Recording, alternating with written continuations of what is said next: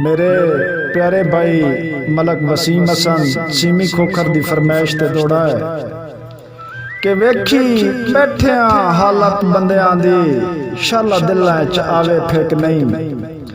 वेखी बैठिया हालत बंदियां दी शाला दिलां च आवे फेक नहीं। बंदे जदन भी मतलब कर लैंदे वत रख दे अगली छिक नहीं। ते कर कोशिश नाजी संभलन दी तू भी नाल किसे दे मिक नहीं। बंदे उदण सटेंदे बंदियां नूं जदां दंद मूंह रांदा हिक नहीं।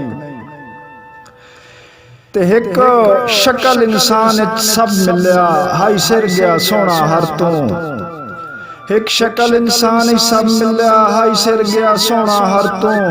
ते मतरा विच नाजी छोड़ वने उच्चा सा ना लेना डर तू। ते हाथ कट दिया ताई मैं कसम खुदा दी कम ले आए ढेर सबर तू। तेरी जहर दा असर किदाई ना होसी वदा बेशक सुर्खियां भर तू।